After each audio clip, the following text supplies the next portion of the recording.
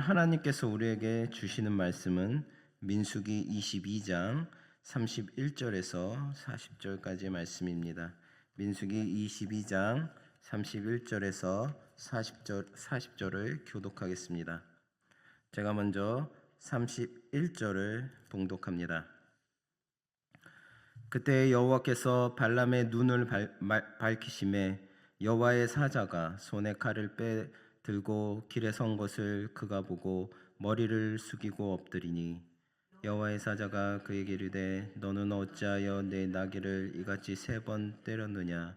보라, 내 앞에서 내 길이 사악함으로 내가 너를 막으려고 나왔더니 나귀가 나를 보고 이같이 3번 돌이켜 내 앞에서 피하였느니라. 나귀가 만일 돌이켜 나를 피하지 아니하였다면 내가 벌써 너를 죽이고 나귀는 살렸으리라. 발람이 여호와의 사자에게 말하되 내가 범죄하였나이다. 당신이 나를 막으려고 길에 서신 줄을 내가 알지 못하였나이다. 당신이 이를 기뻐하지 아니하시면 나는 돌아가겠나이다. 여호와의 사자가 발람에게 이르되 그 사람들과 함께 가라. 내가 내게 이르는 말만 말할지니라.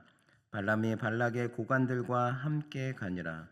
발락은 발람이 온다 함을 듣고 모압 변경의 끝 아르논가에 있는 성읍까지 가서 그를 영접하고 발락은 발람에게 이르되 내가 특히 사람을 보내어 그대를 부르지 아니하였느냐?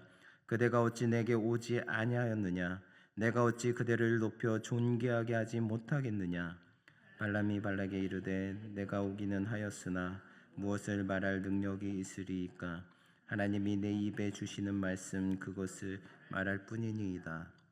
발람이 발락과 동행하여 기랏 후솥에 이르러서는 발락이 소와 양을 잡아 발람과 그와 함께한 고관들을 대접하였더라. 아멘. 할렐루야. 오늘은 하나님의 뜻을 따르는 길이라는 제목을 가지고 함께 나누기를 원합니다. 본문은 발람이 2번에 걸친 발락의 초청에 응하여 발락에게로 가는 노상에서 겪은 사건을 기록하고 있습니다. 하나님의 뜻을 분명히 알면서도 탐욕에 빠져서 거듭 그 뜻을 묻는 발람을 자신의 욕심대로 행하도록 내버려 두셨던 하나님께서는 그가 본격적으로 길을 떠나자 더욱 진노하셔서 그를 심판하기 위한 천사를 보내셨습니다. 이때 발람이 타고 있던 나귀는 그 천사를 보고 피하려고 하였습니다.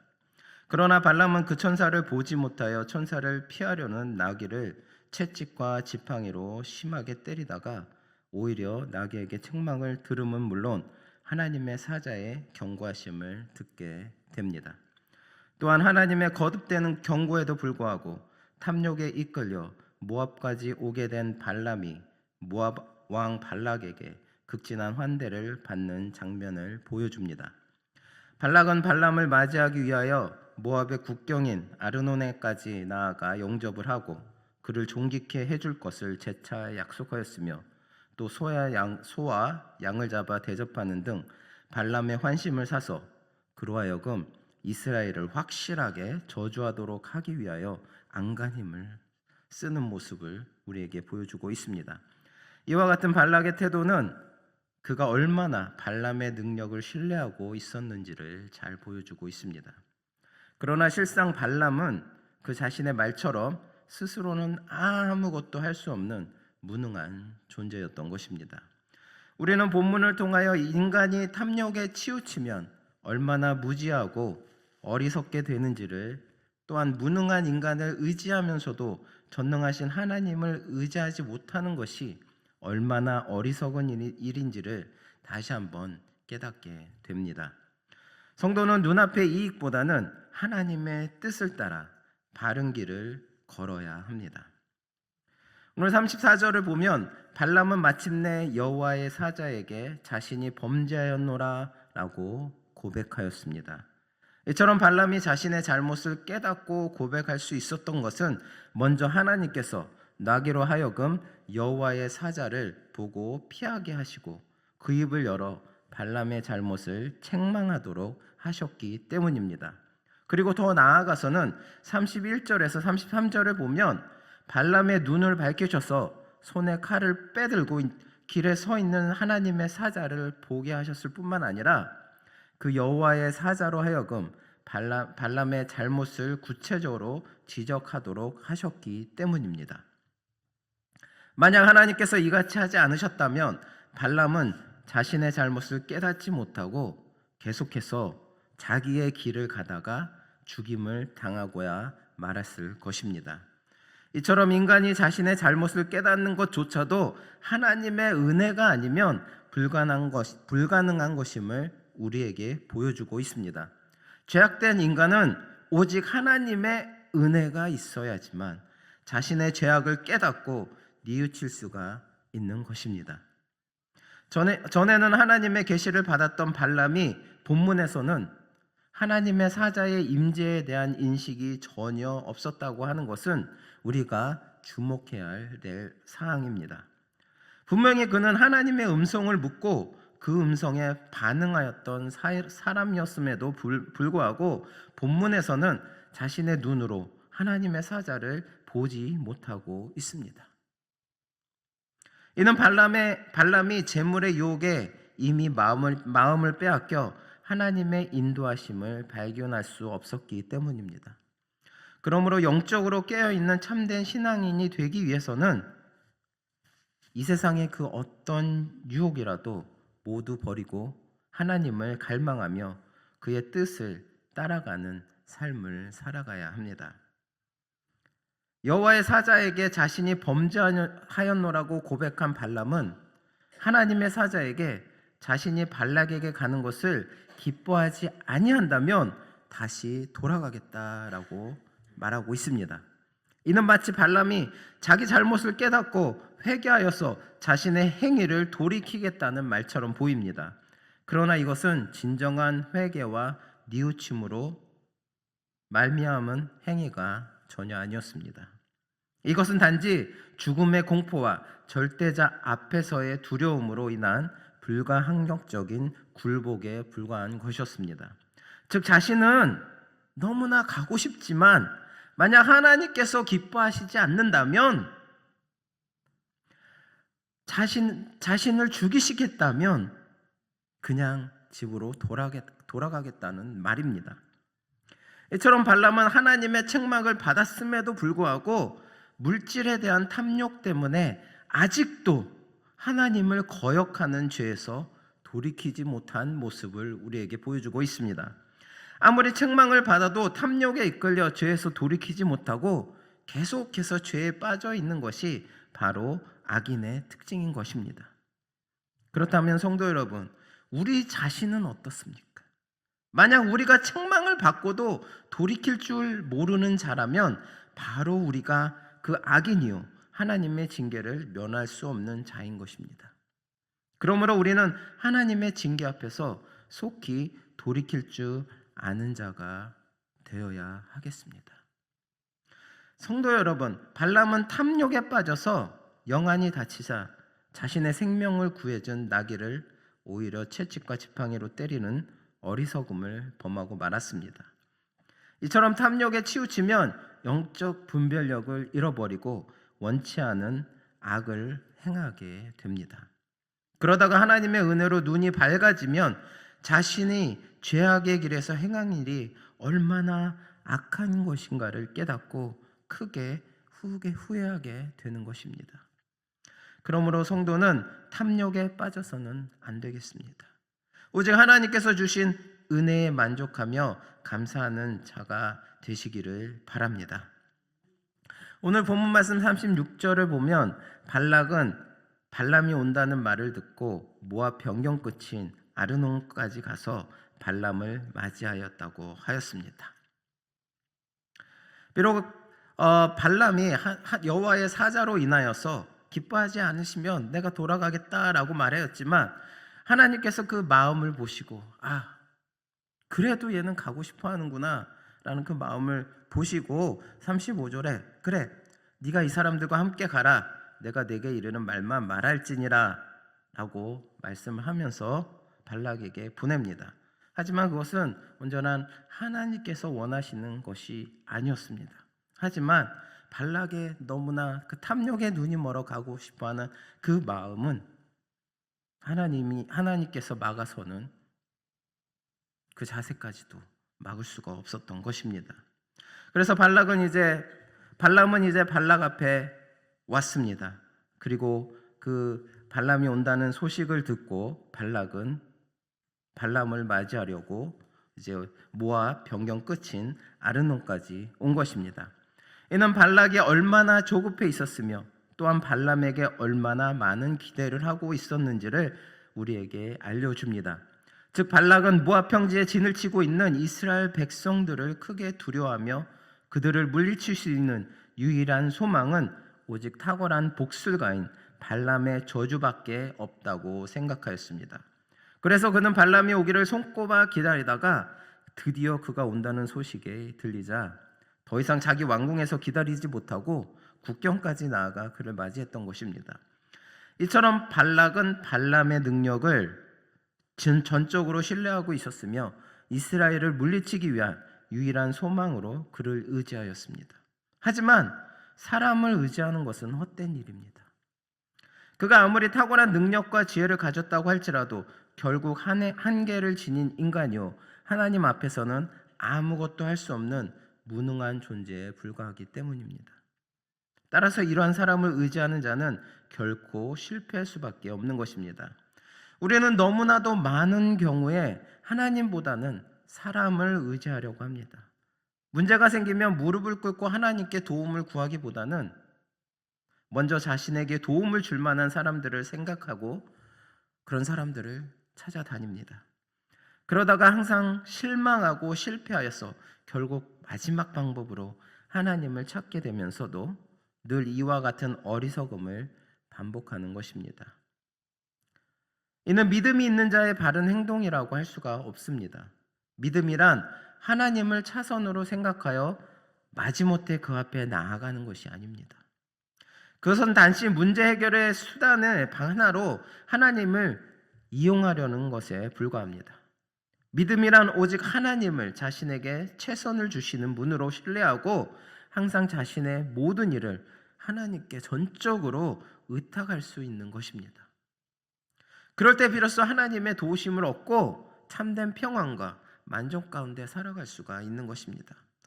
그러므로 성도 여러분, 우리가 진정으로 하나님을 믿는 자라면 우리는 사람을 의지하지 말고 오직 하나님을 의지하는 자들이 되시기를 바랍니다.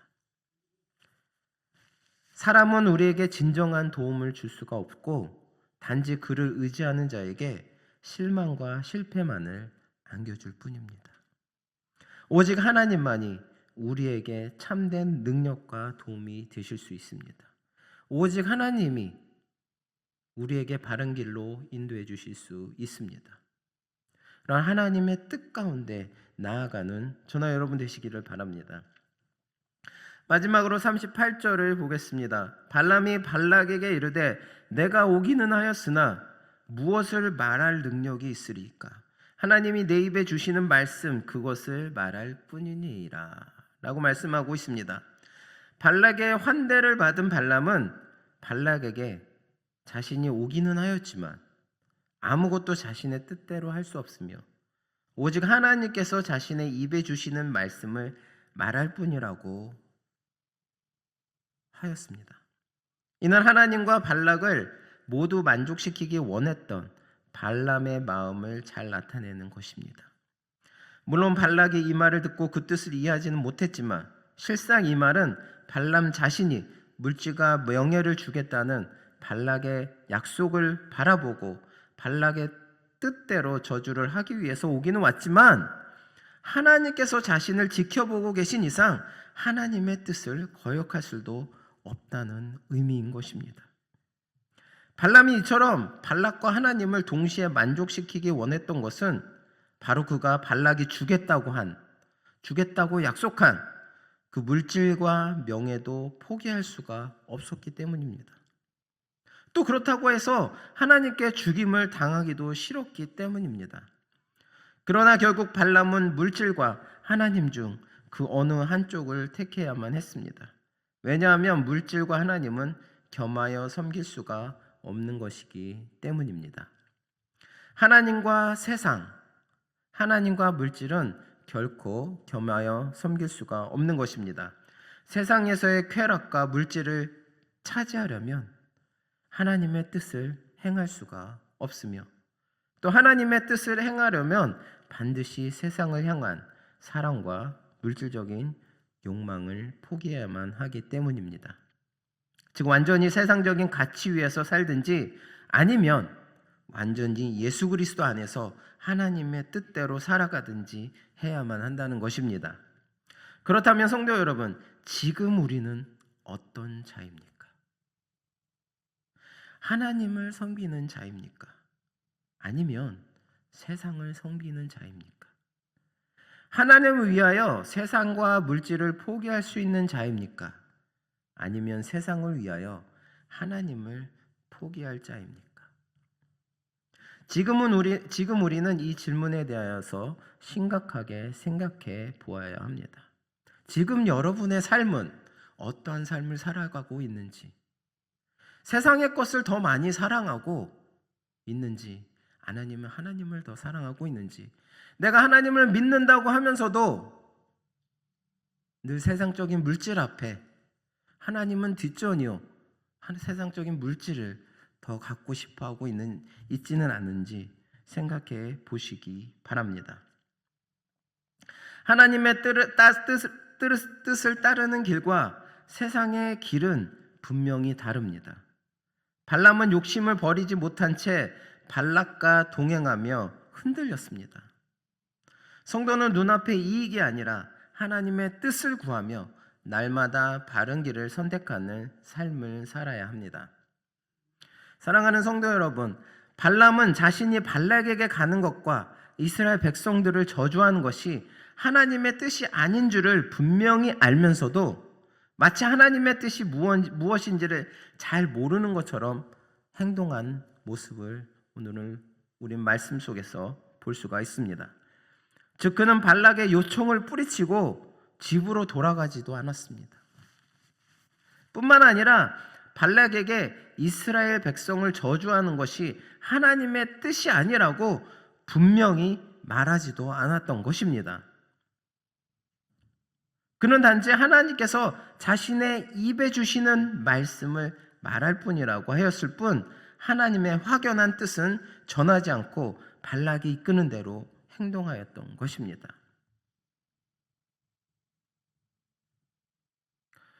38절의 말씀 다시 한번 읽어보겠습니다. 발람이 발락에게 이르되 내가 오기는 하였으나 무엇을 말할 능력이 있으리까? 하나님이 내 입에 주시는 말씀 그것을 말할 뿐이니이다.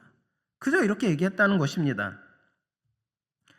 하나님께서 이스라엘 백성들을 저주하는 것이 하나님의 뜻이 아니다라고 발락에게 똑부러지게 얘기하지 못하고 그저 중간에서 너의 재물과 명예는 원하고 또 하나님의 뜻은 거역하기는 어렵다라는 그런 애매한 상황에 놓여 있는 참 어리석은 발람의 모습을 오늘 우리는 볼 수가 있는 것입니다.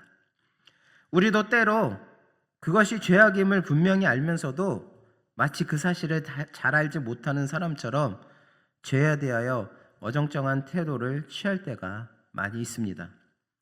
즉 적극적으로 그 죄를 행치는 않을지라도 그것이 죄악이라고 단호하게 말하고 그 죄에서 돌이키지 못하는 것입니다. 사실 이러한 태도는 결국 그 죄에 동참하는 것입니다. 그러므로 언제나 죄에 대하여 단호한 태도를 취함으로 그 죄에 동참하지 않는 성결한 삶을 살아야 합니다. 그것이 하나님의 뜻 가운데로 나아가는 길입니다. 성도 여러분, 오늘 하루도 하나님의 뜻을 따르는 길 가운데서 주님의 뜻을 구하며 바른 길을 선택하는 삶을 사는 저나 여러분 되시기를 바랍니다. 기도하시겠습니다. 사랑의 하나님 감사합니다. 주님께서 오늘도 저희들 은혜 가운데 인도하여 주시고 또한 이 자리에 함께 불러주셔서 주님의 말씀을 듣고 또한 깨닫게 하여 주심을 감사드립니다. 오늘 발람의 어리석은 모습을 저희들 통하여서 얼마나 자기 자신의 길 가운데 탐욕으로 영안이 어두워진 그 모습을 보았습니다. 주님, 저희들 발람처럼 하나님의 뜻을 이행하면서도 또 세상의 물질과 명예를 버리지 못하는 그런 어리석은 모습이 아니라 온전히 주님만을 붙들고 주님께서 원하시는, 주님께서 뜻하시는 그 길 가운데로 향할 수 있는 우리 사랑하는 성도님들 될 수 있도록 인도하여 주시옵소서. 그리하여서 오늘 하루도 어떠한 상황 속에서도 흔들리지 않고 주님께서 원하시는 그 길로 온전히 향함으로 승리하시는 우리 성도님들 될 수 있도록 인도하여 주시옵소서. 감사드리며 예수 그리스도의 이름으로 기도드립니다. 아멘.